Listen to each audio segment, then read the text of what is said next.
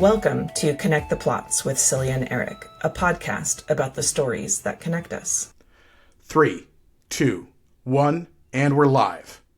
Hi, I'm Erik Grove. I'm a writer, and this is my friend Cylia. She's a reader. Joining us in Connect the Plots with Cylia and Erik today is Wendy N. Wagner. Wendy is an editor, the editor-in-chief of Nightmare Magazine, managing editor of Lightspeed, previously edited a bunch of stuff, does a bunch of other awesome editorial work, also an author of multiple novels, including An Oath of Dogs, and the recently Bram Stoker finalist for Superior Achievement in Novel, Girl in the Creek. Also a very good friend of mine, one of my favorite people, a trail running buddy, and mushroom aficionado. I don't know, is that an accurate description of you, Wendy? Did I miss anything? That's all pretty good, yeah. I just wish I knew more about mushrooms. We're going to have to go mushroom hunting together sometime, Erik, because I've never been like, I'm going to pick this and eat this, and that's you actually do. But I have been with you on trails, and I've pointed at mushrooms, and you've identified them, so I just grabbed them. You actually know what they are. Erik, we're going to have to talk about that. The amount of not safe to eat mushrooms out there truly terrifies me. I do need you for the long run. I was actually trying to remember, Wendy, when you and I met, and I feel like it was similar to Erik and my origin story in that maybe at one of Curtis's karaoke's? Yes, it was definitely a Curtis karaoke event, which is, I think, those are the kinds of events that are maybe the most fun things you could enjoy on the planet. Like, it's just such a good time. Curtis only knows, the nicest, most fun human beings on the planet, and then karaoke is, the greatest sport of all time, so... Yeah, Some of the imagery coming out of our podcast concept has been the red string theory of the connections, and I feel like the crossover connection strings between Curtis is just getting more and more dense, so we'll have to see how many other connections come up in future episodes. I'm so excited to be able to talk to you today. Can you tell us, this is the question I usually start us off with, what is in your book DNA? And by that I mean those stories that first created the structure of who you are today and that end up connecting to everything else that you put out there narratively, whether through editing or authorship.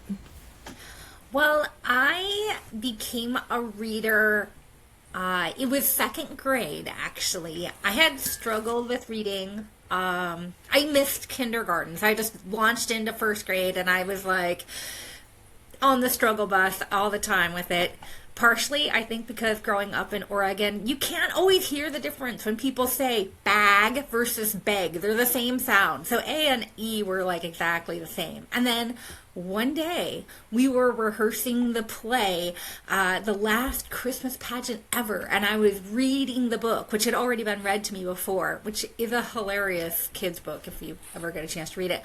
And all of a sudden, words made sense in a way that they had never been. And for the first time, it was story was unfolding in my head. And it was this new superpower. And I, from that point forward, was just obsessed with books.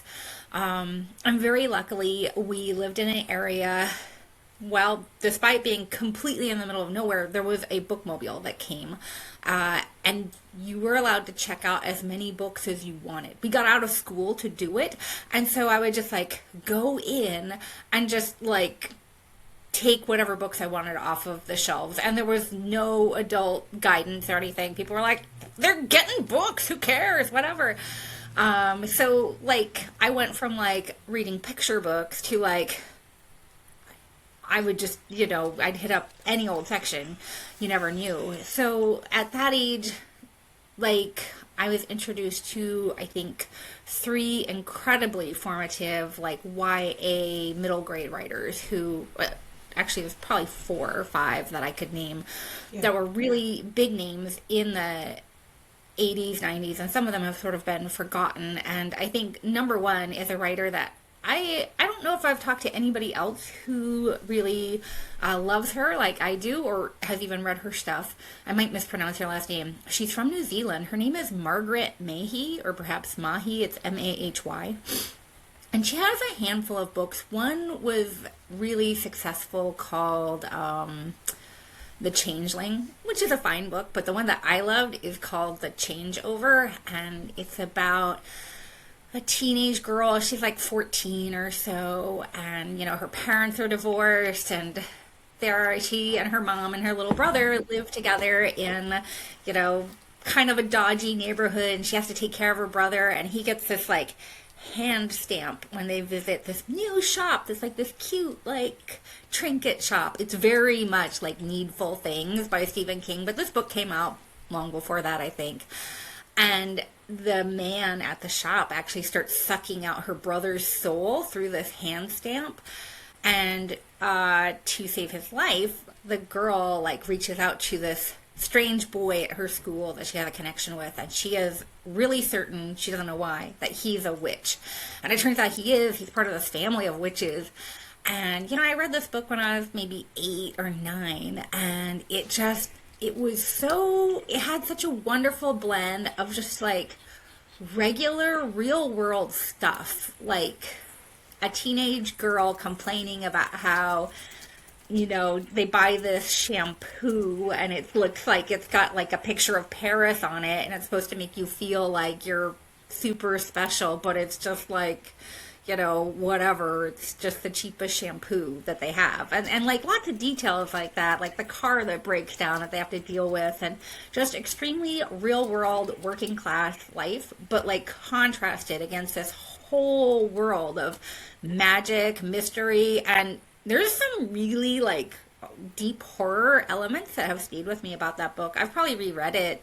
I actually tracked down a copy of it and bought it so I can reread it every couple of years now. So I've probably read it 20 times. And I think that book kind of perfectly encapsulates what my book DNA is. What struck you about that book? You're going to the library or the bookmobile and you see this book. Was it the cover? Was it the copy on the back? It had this really cool cover, which was of this girl, and she wasn't beautiful or anything, but she had this just these enormous eyes and this huge frizzy hair, and she's holding up this silver coin, and it's on this black background. And I really appreciated books that were about, first of all, I wanted to find books about girls who are heroes. That was something I wanted at that age. But also I really liked the fact that it was about a girl who was not beautiful. There was nothing special looking about her. And I think, and right away when I opened the book and saw the first page, just talking about don't use an extra towel because we don't want to go to the laundromat, that. Just the financial issues of her family really resonated with me, because our family was not well off, and that was the kind of, we had our own washer and dryer, but it didn't always work. So I feel it was instantly felt like it was a book about someone like me that I would really resonate with. And that was a person that I didn't see a lot on the pages. Because I feel a lot of books for middle grade and YA readers, especially maybe at that time, they were middle class kids, and or they were kids in magical realities, or stuff like that. So it was really cool to find a book that so reflected who I was in the world. So I think that's just a wonderful example of a book that went into my book DNA. But there are a couple of other books that are I want to know those too. I want them all. The first book that made me want to be a writer I read when I was about 7 years old. It was actually a newish book then, which I don't think I knew, because at that age you weren't really oh, this is a new release, unless it was maybe there was one shelf in the library, right, that had new releases.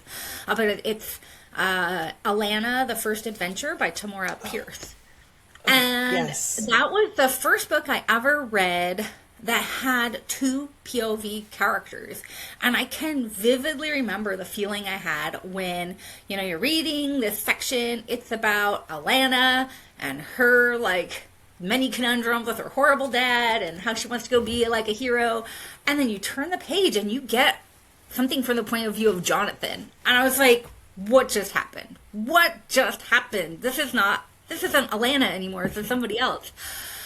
And that was like the first time that I really thought about like stories weren't just something that like grew organically and then were like harvested and served up like, Brussels sprouts. They were like something that was made by a person, like a sweater or something like that, and you got to choose what yarn went into it and what threads you'd use. And that was like the first moment when I was like, this writing stuff is so interesting and I want to do it. I want to be a writer when I grow up.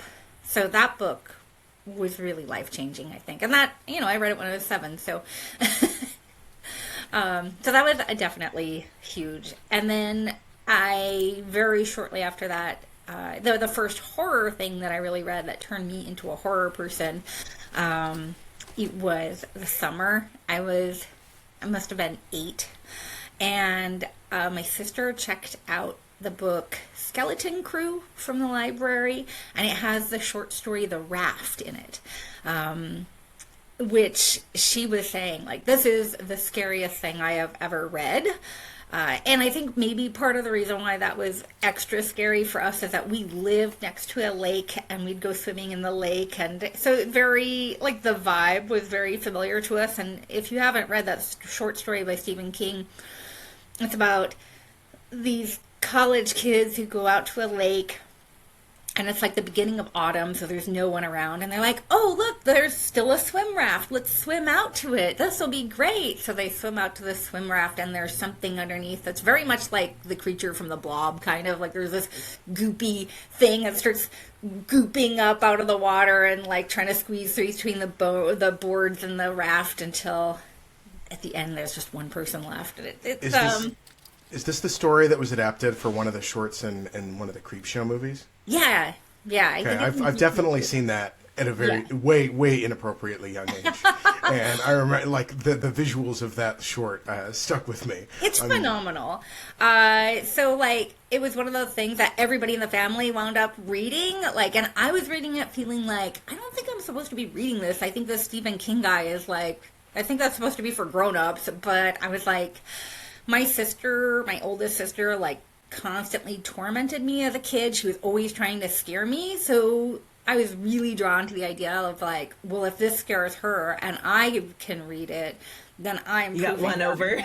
I'm get one over. You'll steal the I power. had to read it. It was just like, it was definitely like must read. And after that, I really just jumped in. This was like peak Dean R. Koontz, back when he put the R in his middle name, and Wait, what was that everybody author? like, Dean Koontz. He goes by Dean Koontz now, but in the 80s he still went by Dean R. Koontz. And everybody in my family like really liked those books, so there was nobody saying like, oh, you shouldn't read that. They were like, oh, that's a great book, you should read this next. So, because my mom loved Stephen King. And so you're just like marinating in it. Just marinating, yeah. So I was just like, ooh, here's this book. It's about, a dog versus an alien. Here's this book about a bunch of people in a weird motel. Oh, here's a Stephen King novel that's, about aliens, and wow, they made a typewriter that you could like use with your brain, and I just loved all of that so much. The thing that strikes me about the changeover, which you mentioned has horror elements, and the raft and other, coming as a non-horror reader, when I do end up dipping in, it reminds me a lot of like fairy tale lessons, right? Like beware of a new stranger, no matter how attractive that shop is. Like, you're young. Why are you going unsupervised out to the lake? The monster's going to get you, right? Like, it's very like, there's at least from the outside, there's a narrative thread of like, be careful because something bad might be out there, and which permeates fairy tales in my experience. Yeah, definitely. I'd say that there is a big track of horror that comes from like the moralizing and warning strands of literature, and really is following in the footsteps of fairy tales. I mean, fairy tales are pretty horrible when you read them. There's awful things that happen, and I think they are squarely in the territory of horror. Oh yeah, OG Cinderella, the sisters cut off their toes and heels to fit in those shoes, and they were found out because of the blood seeping through. It's pretty gruesome. Yeah. And that's also another thing that I'd say is hugely important to me is in the early 90s, Tor had a series of books edited by Terry Winling that were fairy tale retellings. And they're all very, very different. Like I think the first one in the series is called Jack the Giant Killer, and it's by I think it's by Charles Grant. But it's like, maybe it's not Charles Grant because it's set in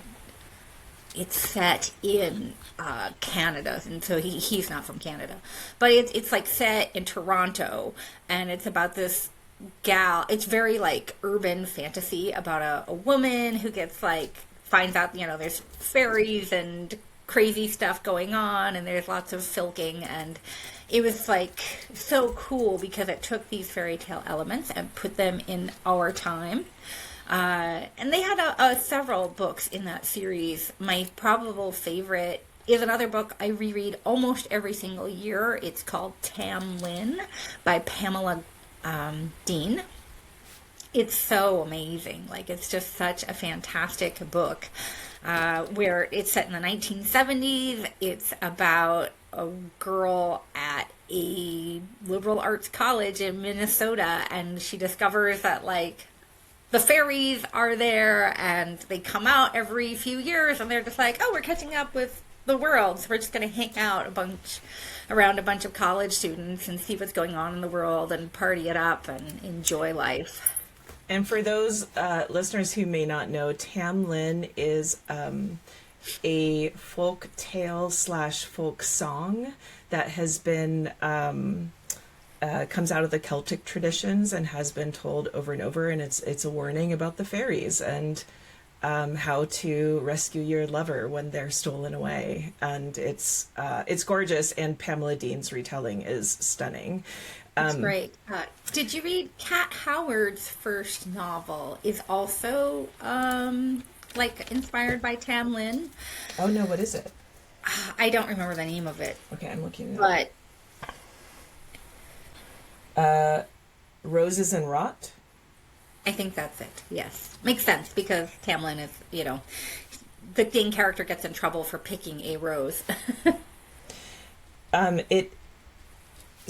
So to circle back to your first couple books, what that was reminding me of is some of, in that, I think, same YA spirit and tradition was like Lavender Green Magic by Andre Martin.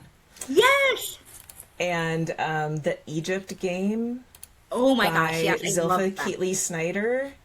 Yep. And the other one that came to mind was The Girl with the Silver Eyes by Willow Davis Roberts. And all of those feel like if they were not already hanging out with Margaret Mahy, they should have been. Definitely. Those were amazing. So you mentioned Skeleton Crew, The Raft, Alana the First Adventure, and The Changeover. Are there any? You mentioned though that you had maybe 4 or 5. What are the other two early? Tam Lin for sure. Oh, okay. And then I think another one that is probably really critical to my book DNA is a very young kid. Well, I wouldn't say a very young kid's book. It's So You Want to Be a Wizard by Diane Duane. Mm-hmm. I mean, I'm going to get Erik to read this one because every time someone mentions it, I have this like paroxysm, and I have a copy if you want to borrow it. It's I'm sure Cylia has like 5 of them too. One of the reasons why I think it's so important to me is because Diane Duane was like, what if we write a hard sci-fi novel about wizards? And it's like the kids in the story love science. Everything is so pro science.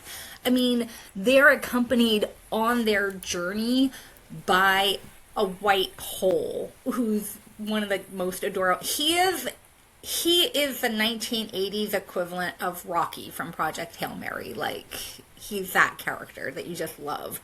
And so her way of navigating, like, basically saying, like, science is just another way, like, magic is a way of understanding the world, it's a way of communicating with the everything, so is science, and you can love both of them, absolutely. And I think her, like, refusal to just, like, separate genres is, like, that's how I feel about it. I mean, my first book, An Oath of Dogs, is a science fiction novel with horror elements, absolutely, but also fantasy elements. And then, you know, my most recent novel, Girl in the Creek, is a horror novel, but really it's a science fiction novel. So it's like, I love it when, I just love mixing genres. I don't think I have it within me to say no to that.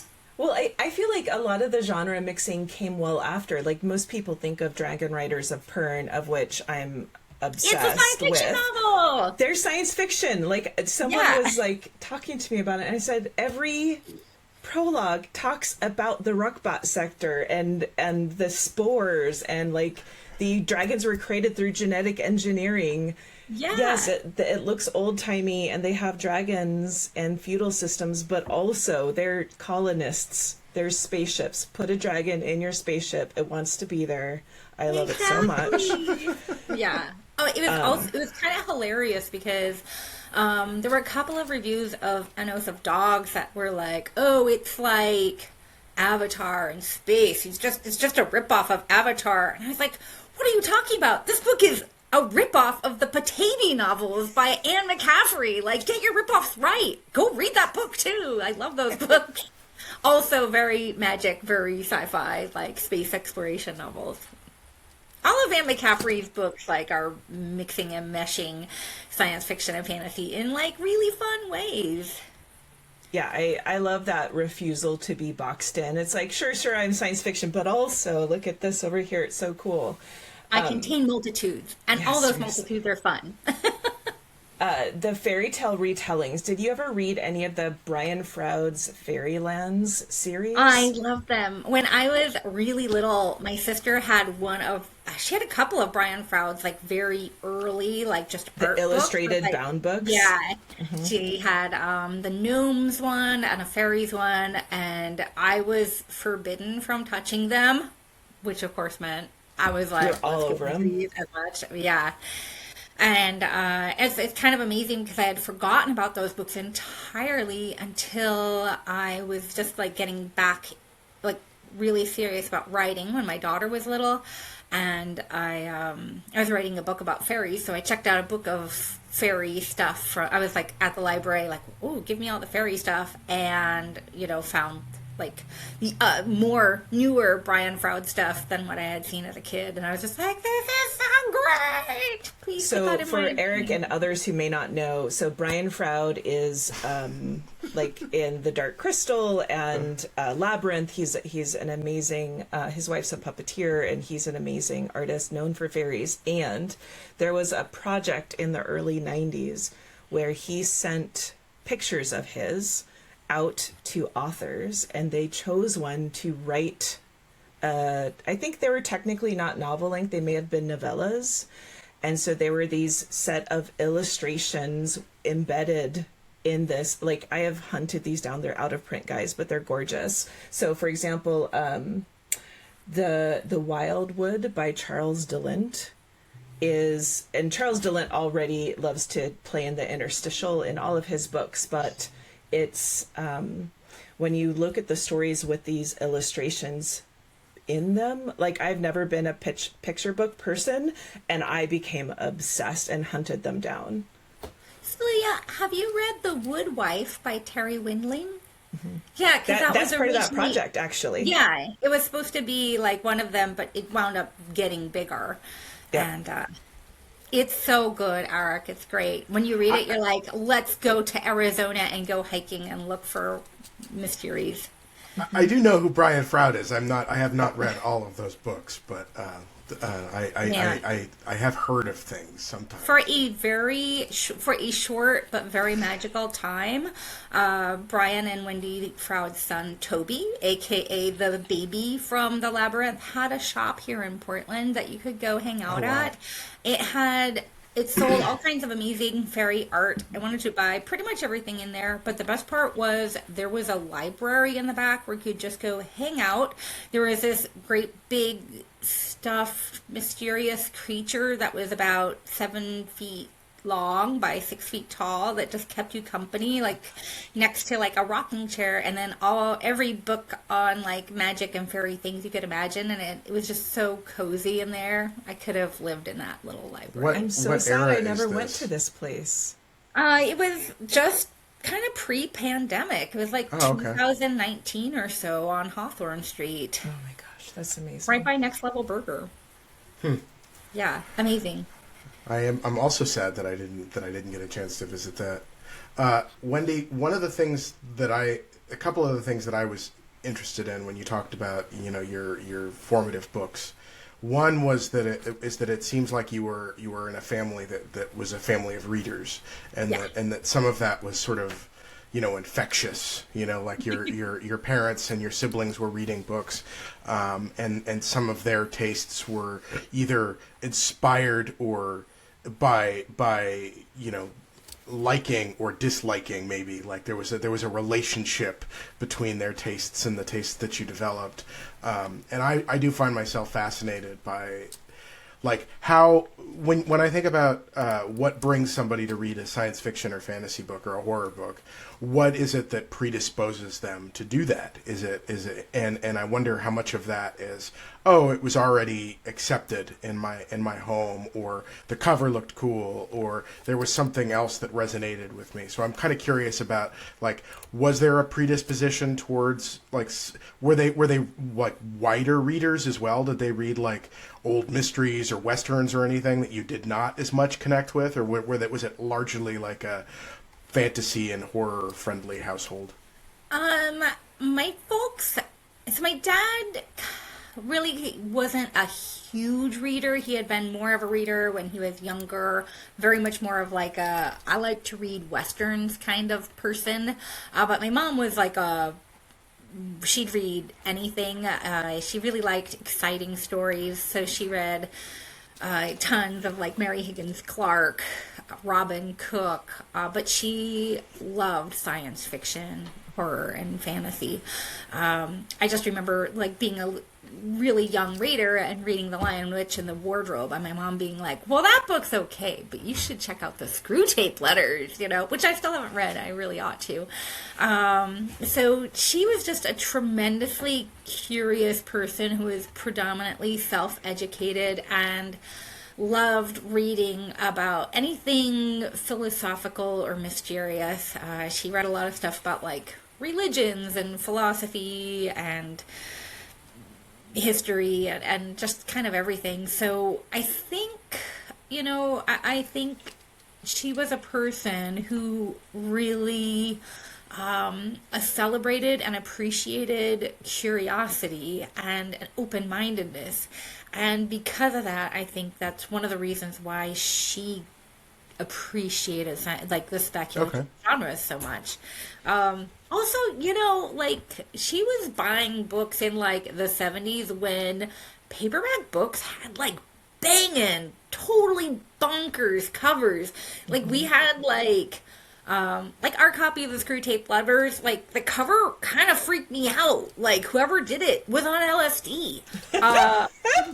And like we had like editions of like the Lord of the Rings that are like in like Technicolor colors, where you're like, what is happening to those people? Like that's not a normal mountain for 100%. There's like mushrooms going on, So yeah, the covers back then, they were so interesting. You could just stare at them for a long time, and you're like, I didn't even know what was going on, but I still wanted a black light to, put on them maybe.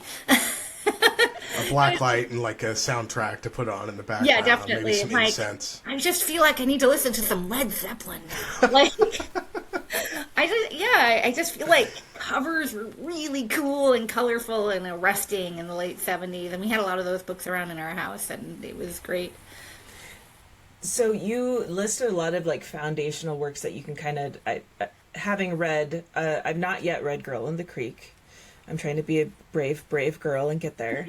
But I remember telling you at the time, I did read An Oath of Dogs, and to your credit, and I think this is the advantage of the interstitial or overlapping genres, what got me there was the science fictional elements.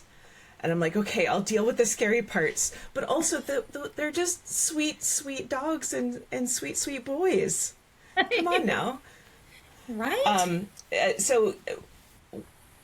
Like, thinking back to all of those foundational works, is there like a pivot point or inflection point of stories where you were really off to the races as an editor and author, or was it like incremental step by step? I'd say there are two big pivot points for me. As a young person, I had a lot of encouragement to write what I wanted to write. And I grew up at a time when on the Oregon coast where we had a lot of advantages because there was a program called Saturday Academy, which still exists here in the Portland area. But they had offices on the southern Oregon coast. And my school district, I went to a very small school. At times there were like 10 or 12 of us in the whole K through 8 experience. Oh my gosh. But we had access to, I qualified for the talented and gifted program. So we had like extra funds. And so my school sent me to like writing classes through Saturday Academy. I took like a really cool class on Shakespeare. I took this intro to creative writing class that I think gave me incredible skills. Like I wish I could offer that curriculum to adults nowadays because it was so effective. I took a class on nature writing from them that was like really amazing. And so I had all this encouragement and I was just reading constantly, and I knew I wanted to write speculative fiction. Like every fiber of my being was like, there was no doubt that I was going to write fantasy and science fiction and whatever I wanted. And then I went to college, and that was sort of lightly crushed out of me. I feel it's really funny because you have like so much assigned literature, like 1984 and The Handmaid's Tale and things like that, which are speculative. But, if you wrote a science fiction story I took one creative writing class in college, and it was just like, they just gave you this look like, you're dumb,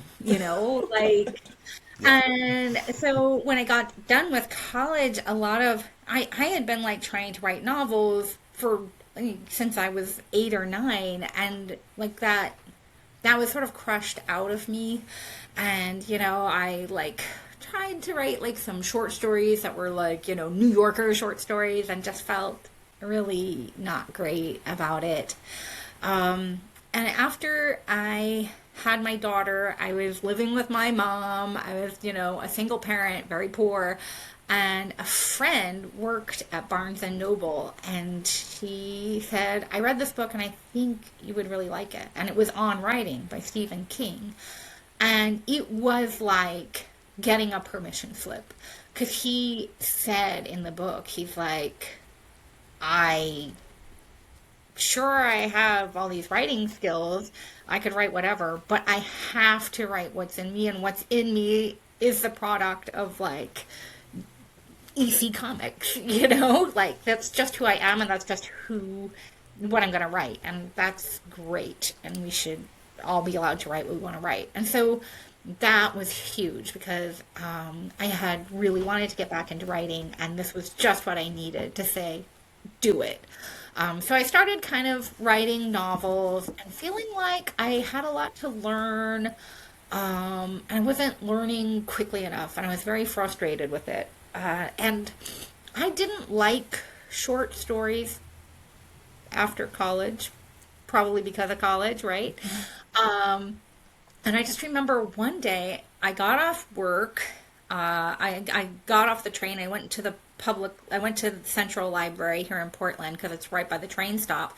And I walked in and it was Halloween, right around Halloween. And they had a display up of horror anthologies. And I was like, oh, I don't like short stories, but I just picked up one at random. I was like, I'll just try reading this. And the anthology is called Northern Frights. It's edited by Don Hutchison. I don't really remember any of the stories in it. I do know that I just like tore through that collection, and it was like so fun to read. And it was such a reminder of like, oh, what got me into horror was reading horror short stories, Devouring Skeleton Crew and loving it. And it turned on my love for short fiction, which had been strangled out of me. And I just read a whole bunch of anthologies at that point. Another probably critical one for me was The Living Dead by John Joseph Adams, and his other anthology, The Wastelands, that he edited. And I was just like reading these really fun horror and science fictional anthologies. And I also discovered, at the time I think it was Roland's, and they have since closed, and just seeing calls for submission for horror anthologies. And it was just like so inspiring. I would just be like, oh, look, there's a call for stories about, the 2012 end of the world. Okay, I can write a story for that. And it was great because it gave me this structure and a shape and a size to aim for. And that is what turned me into like a writer, I think everyone is meant to play with the joy of language. I think everyone is meant to share stories. But I think the structure of anthology short fiction gave me a tool and a scaffold that let me interact with fiction and create it and survive publishing, which is a completely different thing, right? Like publishing is capitalism's way to distribute stories, and it's not fair, and it's not nice, and it's gross and hideous.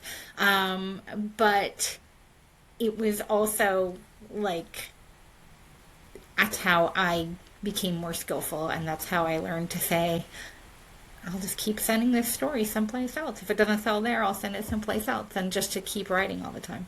It's like the constraints helped incubate the creativity.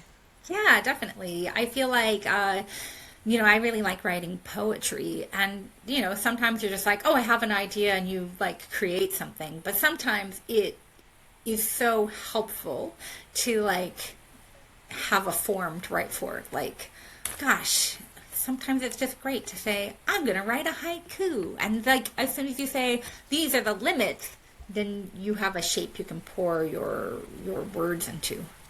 And I feel like the short story call was like a call for submissions was the haiku form for my brain for writing short fiction. Yeah, it gives you like the word count. It gives you kind of maybe what the editors are looking for, maybe a more specific, it can be, anthologies are particularly fun to write for because, or themed calls, for magazines that will do a themed call, because you don't necessarily have to go like, okay, I have to write a story. Yeah. And then like just open your brain up and be like all story, but you can kind of, wait a second, I can write a story about, evil horses, and that'll spark something. Also, I was a really like one of those kids that loved school. I was like, I'm gonna do great because I'll do my best on this assignment. So this is like, I have an assignment. I can win at writing, which is definitely an achievable goal that's healthy to have. Exactly. Sorry. No, you go, Erik. You go. I was just going to say, like, I in that same vein, like, having very specific targets, like, like, I want to have a particular story written and sold, or I want to do, like, those more those more like there is a certain gamesmanship to it. There is a certain like winning element where you can be like, aha. The gamification of the milestones to drive you to continue through this journey that otherwise you don't really get a lot of positive reinforcement, because by the time you're done writing and then it's published and then people are reacting, you're like 2 or 3 story projects down the road usually, right? I say this as the not writer on the call. Yeah. What Wendy might not know is that for probably over a year, I was constantly writing to crack Nightmare Magazine. Like, that was part of my goal, and I would always be working on a story to like, and I have a folder that were just all of the stories that I was working on to get into Nightmare Magazine. It was just a very particular goal that I had because I loved horror and I loved Nightmare Magazine. And so while I was writing, I was like, I didn't sit down necessarily to write a horror story, though I was writing a horror story, but there was the secondary goal of, and I'm going to send this to Wendy. I'm going to send this to the slush readers at Nightmare Magazine, and then I would just sort of when the open calls for Nightmare would come, I would go through that folder and I would pick the ones that I thought were the best. So you could be motivated by those goals and by breaking through. That's awesome. Wendy, how did you flip over from reading into editing? I was tricked. No, so there was, in like late 2009, there was a call for submissions for an anthology called The Way of the Wizard, which was edited by John Joseph Adams, aka my hero / boss. And he had just it was mostly reprints, and he had a handful of slots for that were open for new fiction, and he had an open call for it. The amazing thing, it's great looking back at this now. I remember like hearing him say, "Oh, it was grueling. We got 900 submissions," and like I was like, "Wow, that's so many." And I'm like, "That's just like a Tuesday." But so he had 900 submissions for these 5 open slots, and amazingly, he picked one of my stories. And he also published a story by Christy Yant, who was a friend of mine. We were in kind of like a writing group together, and working with him on that.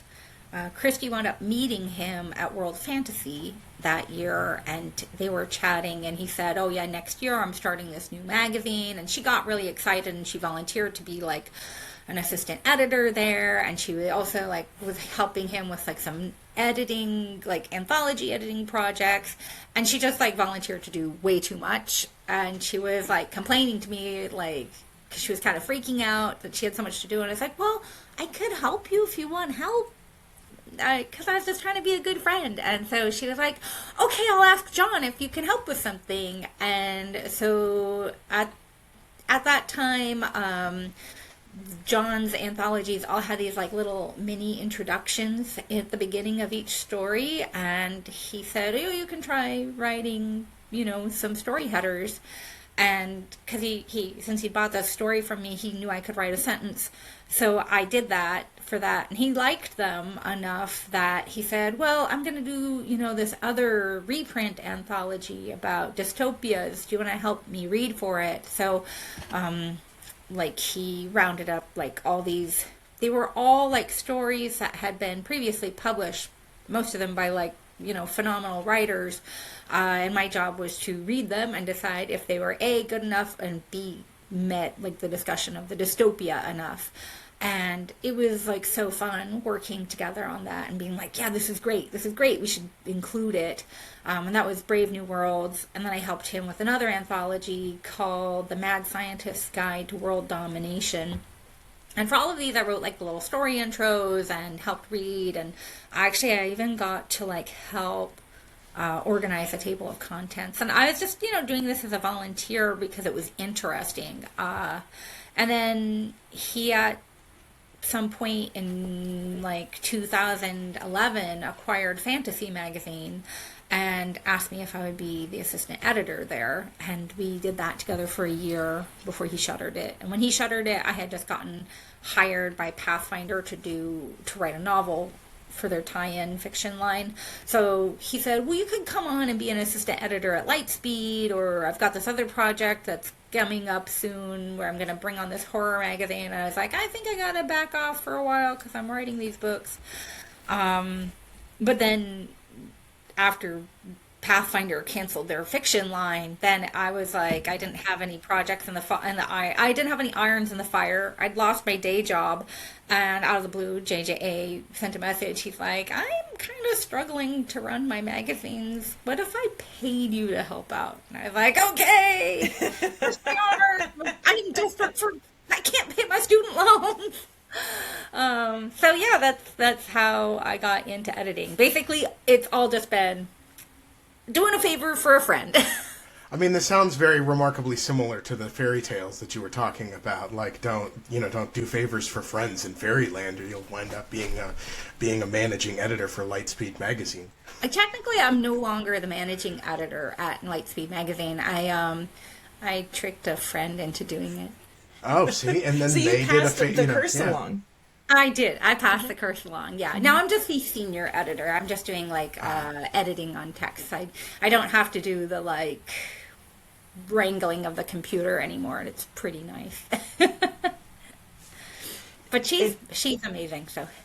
Well, all of what you're describing, Wendy, reminds me of things that has come up in other conversations with Erik around the communities of writers.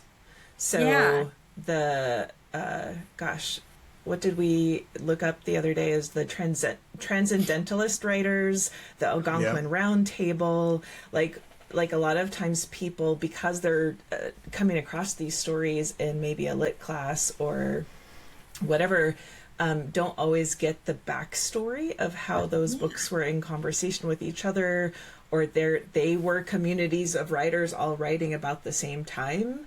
And that's what I've observed as well, is particularly the speculative fiction world is pretty small, and people know each other, and they'll like join a project or leave a project, but then they hand it off to a friend because they really care about the project. They just can't do it anymore. And I think that's just so, like, that's the community aspect that I think doesn't get captured when people have an idea of this like writer in a garret, slaving away while shivering under layers of shawls. It's like, no, like, not that doesn't happen, but it's much more likely that you all are talking to each other or having a write-in or checking with each other online now to be like, oh, did you make word count? Yes, exactly. Well, and I did want to actually, plug him, because we mentioned him because we all know Curtis C. Chen, who's a local friend that does karaoke events and is also an author. And Curtis is, again, like the little pin where a lot of red pieces of string come out in terms of like the greater Portland, Vancouver, Washington area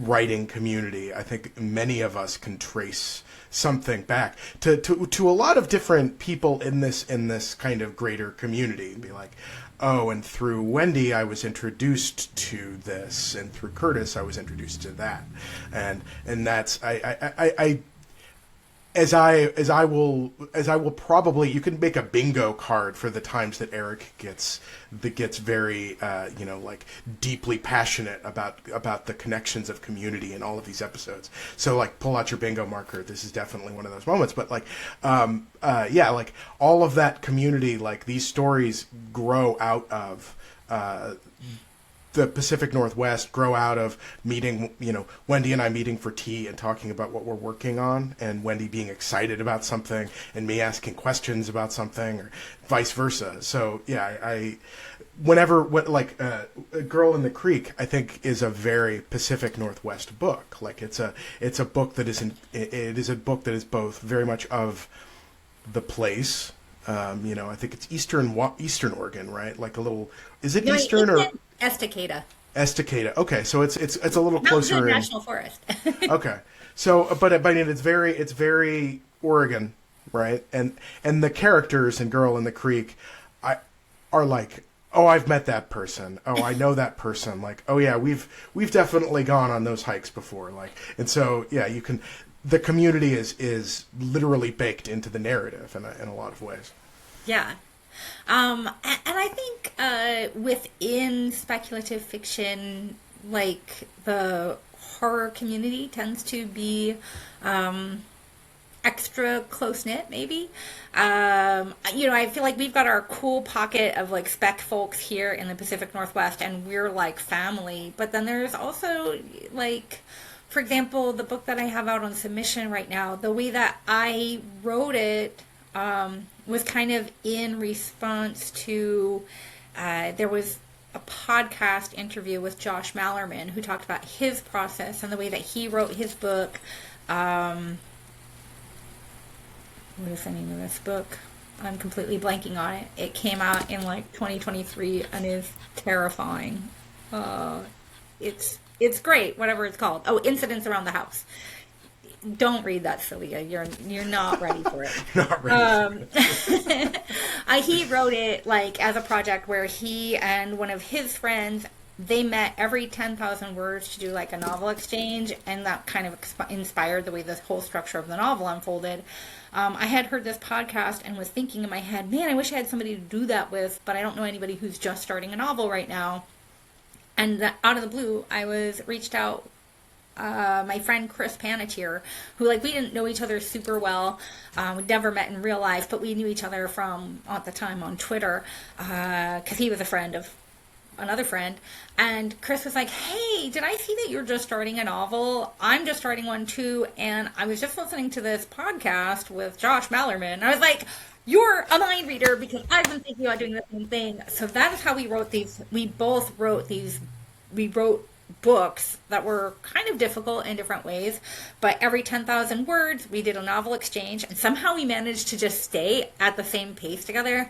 And I mean, like, there was a total, like, a character that was just supposed to be in passing in this novel, and Chris said something about the character and it clicked in my head, and that character became like a really important recurring figure that's like a hugely critical to like the structure of the novel, all because Chris liked this character and thought he was cool. And like, so the both of those books are, I think, really created. First of all, the structure was heavily influenced because you're like, I'm going to get together with Chris, and I need, by the end of this 10,000 words, I want to write something that's going to, like, freak him out. So, like, there's definitely a structure where every 10,000 words is something really freaky.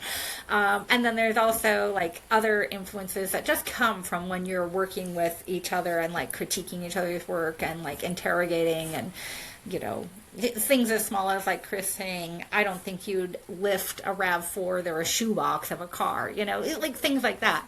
I can't think of any great example. I don't want to give away anything about this book, because I think it's actually going to come out at some point, where who knows if this book I wrote will ever come out. But anyway, it is really cool, and I feel really lucky because last year I got to go. You know, I don't travel much, and so I rarely get to meet the writers from the other side of the world. I'm just very ensconced in our Pacific Northwest crew. But then last fall, I went out to New England, and I had not met any of them in person, but it was like a family reunion. Oh. And I don't know, like horror people are different kind of people usually. There's some real oddballness to being a horror writer, and it's really good to be in the horror family together. It's like, oh, it's like a hug. I mean, speaking of that, you've written in the horror genre, you've edited in the horror genre, and there is a recurring conversation that I personally find fascinating as someone who professes to not like horror, and then Erik points out all the things I've read that are absolutely horror that I like, and I'm like, oh no, but this, and he's like, say that out loud again and listen to yourself. Do you consider horror to be like a sibling, a cousin, or a subgenre of speculative fiction, or is it more complex than that? Yes, and I mean, obviously, so horror is, I'd say horror and romance are two very similar kinds of genres in which you are writing stories that might fall within all kinds of different modes. They might be action, they might be science fiction, they might be speculative, they might be real world. And the goal is to have experiences that are situated within the body. Like, that's what romance is about. That is what horror is about. And I think comedy is like that too. Like, those are genres of the body. And like, that is what unifies them is, in general, if you're, you know, reading a romance novel, you want to have the like, feeling in your chest. You know, at some point you want to get to if you're reading a comedy, you want to get at some point to laughing. If you're writing horror, there's a wide array of like bodily experiences you might be aiming for, ranging from heck to visceral disgust to fear. I feel like horror is a genre that has a lot of things it can do and that become important for it to do, and it's not all about being scared. That is like maybe the most common experience within the genre, but that's not all that horror contains. And I do feel that the success of certain kinds of film franchises that are horror has sort of caused us to overlook all the other things that horror can do.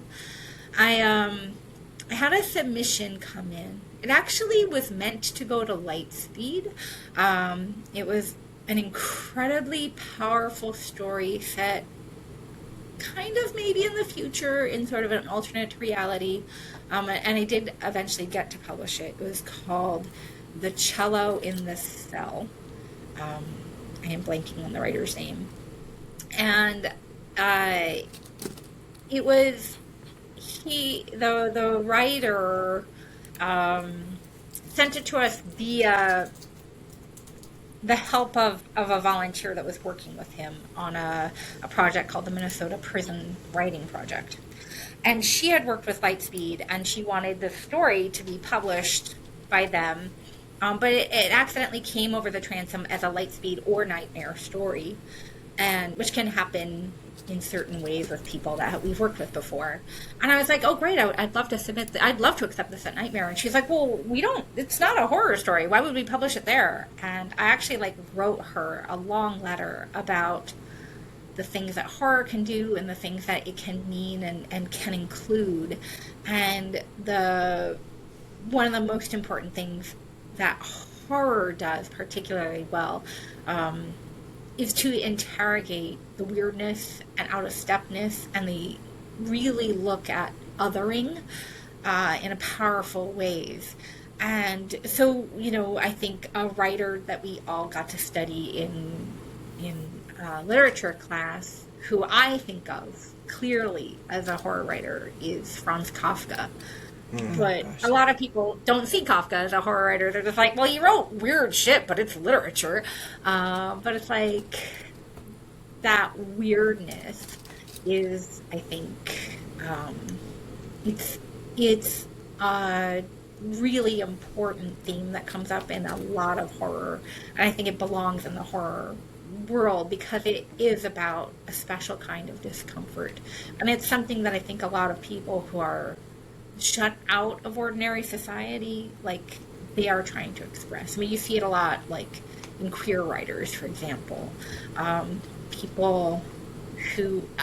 it's not a good story, and many people hate him, but H.P. Lovecraft has a story called The Outsider, and I feel like it is, like, the ultimate expression of that feeling of standing at the edge of the world and, like, being shut out from it.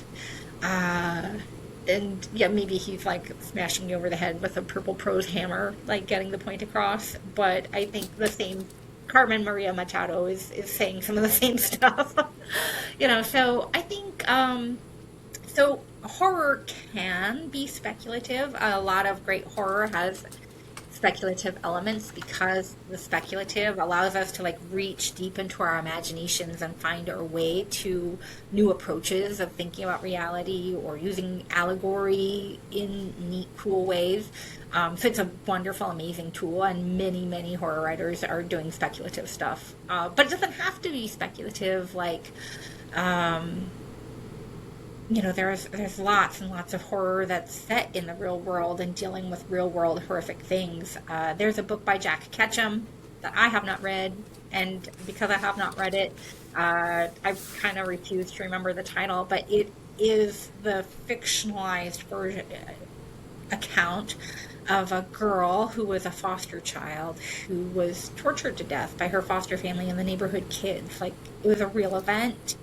And, he didn't put monsters in it. He didn't, have any fantastical elements. It's just being in the heads of real people. And that's very definitely horror. Like, it's 100% horrific, and it's too hideous for me to read. I tend to prefer horror that has speculative elements because it makes it feel safer, right? Like, for me, speculative horror is a place I go to when I want comfort, because I can say, like, gosh, this is a way I can go look at something. I can practice being scared. I can practice seeing the bad sides on people. It's a way, certain books you get to practice being like angry or mean, or, it's a great place to practice all the dark sides of human emotion and to come out safely. It's a very safe space for that, especially when there are speculative elements, right? Because you're like, I know vampires aren't real. I know zombies aren't real. I know, demons are probably not going to... I'm not going to wake up in the night and have an actual demon sitting on my chest, Yeah.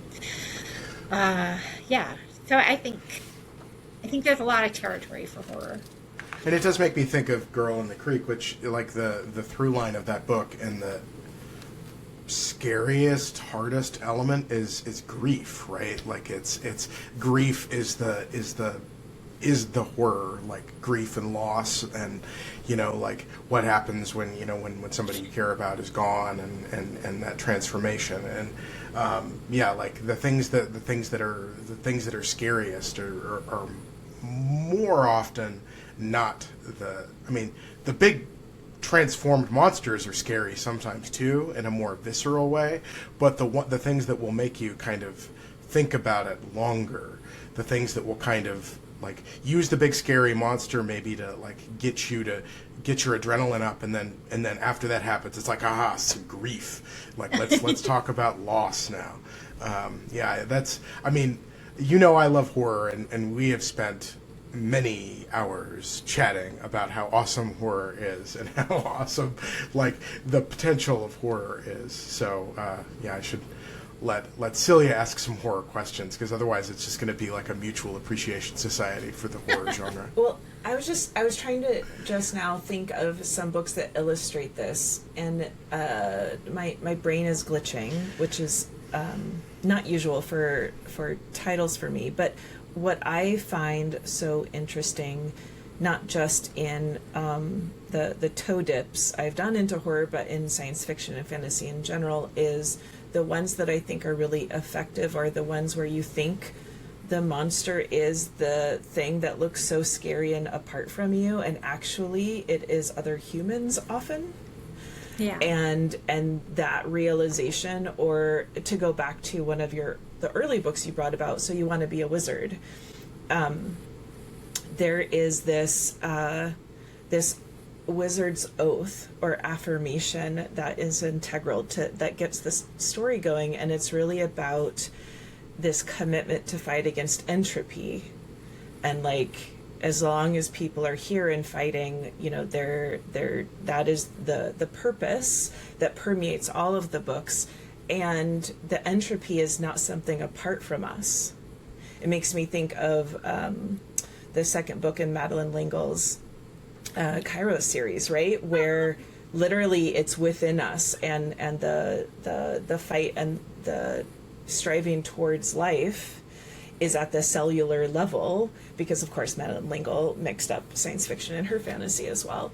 And I think that's the part that when I really appreciate a horror story, it's usually because it's telling something true through an allegory that allows you to have enough distance to actually process it, rather than being in the midst. Like, yes, you feel the feelings in your body, but you're also able to process it in ways that I don't know that we're always able to, because we feel something too deeply. We need a little bit of distance to see it clearly. Yeah, exactly. I have to totally agree with you. Like, I think like a good example of that is, like a great horror movie is 28 Days Later, which is true, visceral, horrible horror. And you spend the first massive chunk of the movie just like whooshing along. You're caught up in intense, scary zombie violence, right? And finally the characters are rescued by the British Army. And so you've got this pause, and you're like, oh, great, we're safe from zombies. And then a number of horrible human-on-human events happen. And it's the pause that lets you sort of reframe horror from being this adrenaline-fueled thing where you're having violence on violence and you're like, oh, but it's just zombies. But then you come back and you start reflecting on the nature of human-on-human violence and realizing this was the message of the movie all along. It had nothing to do with zombies and viruses. But yeah, the role of the pause, the role of like stepping out and saying, here is how allegory works. It can be so huge. So, Wendy, where do you suggest that we point Cylia for a horror story? Like, where should we start Cylia out? This is like, the tradesies, Wendy. I'm building this like 70s, 80s curriculum of science fiction to get Erik to read. I've already got him on one of my core books, the Harper Hall trilogy, Dragon Song. So good. And so he did read it, and of course, like, texted me afterwards, like, well, this is so good, blah, blah, blah. I can't. So anyway, I'm building that curriculum, and I feel like this is a very explicit, not hidden at all attempt for Erik to build a curriculum for me to get me into liking horror. Well, no, just that, there's some gentle on-ramps that are a little bit less intense. I would say a great book is by T. Kingfisher. It's called The Hollow Places. Oh, I've read it. Oh yeah, see, isn't it great? Yeah, like it's got it's got the found family. It's got that magical museum. It's got kind of fantasy weirdness, but it has some and like kind of some strange like science fictional alternate reality elements. But it's creepy as hell, people. I do 100% recommend it, and I think T. Kingfisher is one of those things because I found her through a lot of fairy tale retellings. Yeah. That's it. That was my on-ramp into like, oh, well, What Wakes the Dead? That's kind of a creepy cover, but I'll try it. It's a retelling of this Oh God, what's happening?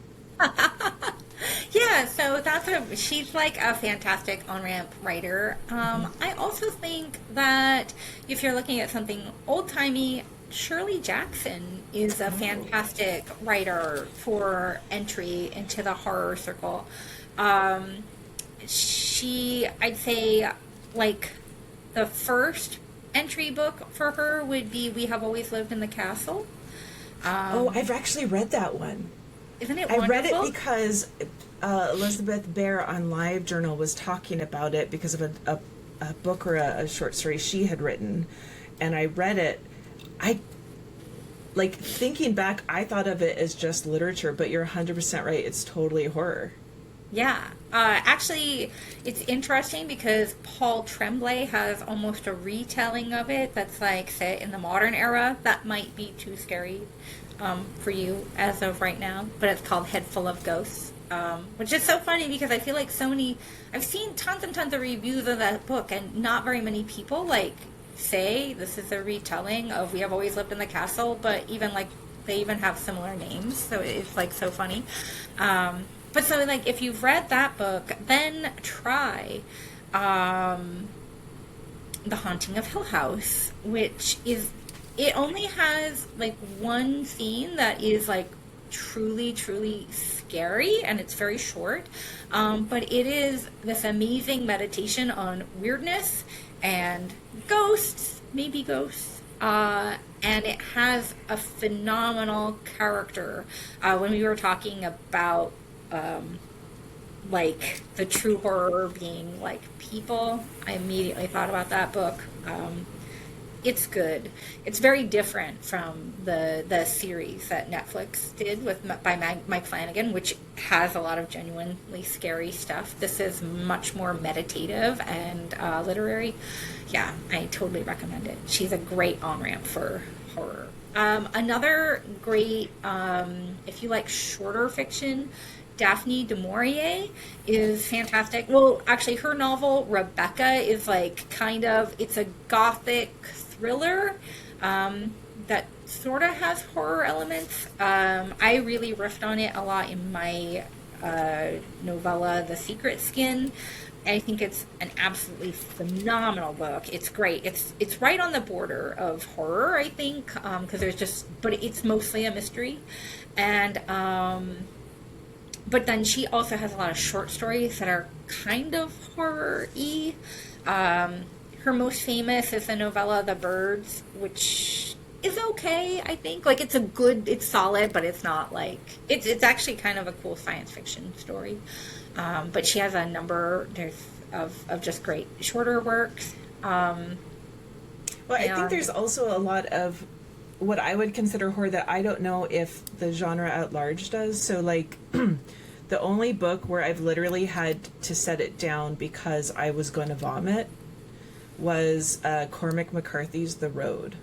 Oh, yeah. No, there is a particular scene that I will never say out loud, but as a parent, it was so viscerally disturbing to me. I had to walk away from it because I could not even. Like, it was so awful, and that was one of those, like, I can see the skill 100%. I never want to feel like that again. That was not cathartic for me. That was just distressing. I was talking to a friend recently who's expecting his first child, and another friend we were like in a group, and another friend was talking about, like, he was like, oh, this person had recommended this book to me to read, and they were like, you can just read it aloud while you're walking around with the infant, and it was Cormac McCarthy's The Road. No, don't do and it. That's and I think we all agreed at that point, we were like, maybe for the first many years of a child's life, don't read Cormac McCarthy's The Road. Just maybe set that aside for like when they turn 35. You know? There are some books that you're like, you pick them when you have a kid in your life. You're like, start reading them, or movies, and you're like, well, I will not be reading that until my child is out of the house. That's for sure. I mean, mine is 28. I have not yet found a point at which it becomes less distressing. So yeah, it's like I don't know. Like I don't have kids myself, but Cormac McCarthy's The Road is horror. Like whether or not totally. It's like shelved in the horror section. Like there's a lot of things that don't need to be shelved in the horror section to freak me out. I think I've like the scariest movie I've ever seen in my life that made me viscerally uncomfortable was Requiem for a Dream. Like that's the movie that made that's the movie that made me like in the theater just like I have to run away now. I watched that while babysitting alone in this huge like empty house, and it was like 1 a.m, and I'm like looking around saying, what have I done? Why I made a choice and it was a bad one. And by comparison, you can tune into some horror that's like pretty cozy, like relatively speaking, it's not nearly as intense as Cormac McCarthy. So, regardless of where they shelve things in the bookshelf, there are some pretty big variations. I think another great book that's a border to horror but not quite horror, and that's newer, is it came out last year by an Irish writer named Sarah Griffin. It's called You Always Hurt the Ones You Love, or You Always Eat the Ones You Love. I'm sorry, I just kind of That's a subtle difference.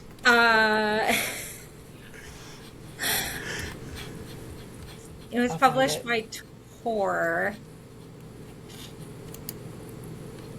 Cilia's checking the title. Thank goodness. I should have written that one down. I've written down The Cello in the Cell was David Janisch. Thank you. I knew it with a J, but You Eat the Ones You Love. Eat the Ones You Love. Yeah. It's been described as sort of like a literary take off of Need Me See More? Little Shop of Horrors. Little Shop of Horrors, but I wouldn't really describe it that way myself. But it does. It's like there is a plant that does bad things, but it's mostly about a gal who gets a job working in a flower shop in a mall that's like dying in like on the edges of Dublin.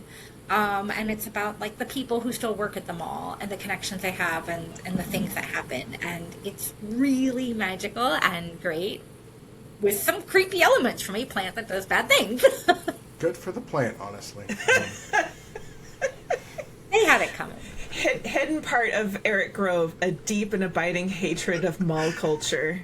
It was really cool because I got to do the Powell's conversation with Sarah when she came to town, and it was just great because you're just like, oh, can you say any word because you're from Ireland?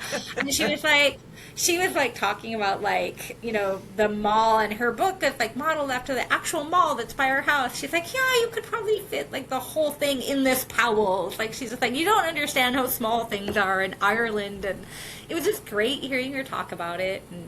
And there was one character that I had to like write their name on a piece of paper, and I'm like, okay, so Sarah, I have a problem. What's this person's name? Like, because there are just things in Irish that you have no idea how it would be said. And then she taught us a lot. She had a long, wonderful discussion about colonialism and how it impacted the Irish people, and it was just great. And we talked about evil plants.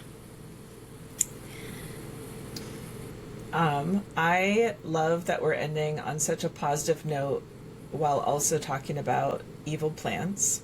I feel like that is on brand. Yes. Wendy, so if people want to find you, where should people go?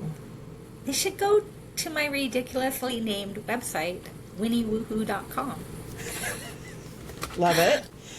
Or you can find me on Blue Sky or Instagram, where I think my handles are probably Wendy N. Wagner or WN Wagner. I should know these things off the top of my head, but I don't. I'll put a plug in for Wendy's generally like bright and welcoming social media presence, because while I think we were aware of we were generally aware of each other in the Portland metro area. It was during, the 2020 shutdown that I think we actually started tweeting back and forth about various things, which is how I think our friendship started to develop a little bit more. It was mostly around vegetables. Yeah, as I recall, it was. It was. I think we were mutually teasing a friend about eating more vegetables, and then continued to be in contact with social media and other digital forms, and then got together. And I think the first time we'd met at like birthday parties and stuff. Yeah. But I think the first time that we hung out, we went on a hike into the woods. Yeah, an overnight backpacking trip in the woods. Which again, definitely on brand. Yes. So follow Wendy, and then you too could end up marching out into the woods overnight. Well, and check out the Nightmare Magazine, Lightspeed, and Wendy's two published books, Girl in the Creek and An Oath of Dogs, and her many, you can do a little Pokemon quest to find all her short stories or other fiction that's out there as well. That's right. Thank you, Wendy. And just again, because I feel like I have to plug this, the paperback version of Girl in the Creek, May 19th. Check it out. Read it, everybody. It's great. Congratulations again on the the Stoker finalist for Superior Achievement in a Novel, which is a really prestigious sounding I know, it title. sounds so good. It's a lot of words. It is fantastic and well earned. So thank you for joining us, Wendy. Oh, thanks for having me. This has been a blast. I can't wait to go read some of Cylia's books that she was recommending. Thanks, Wendy. You've been listening to Connect the Plots with Cylia and Erik. Thanks. Please connect with us on social media. We're Connect the Plots Pod on Instagram, Threads, and Blue Sky. You can also support us and gain access to exclusive content on our Patreon. That's at patreon.com/Connect the Plots Pod, all spelled out.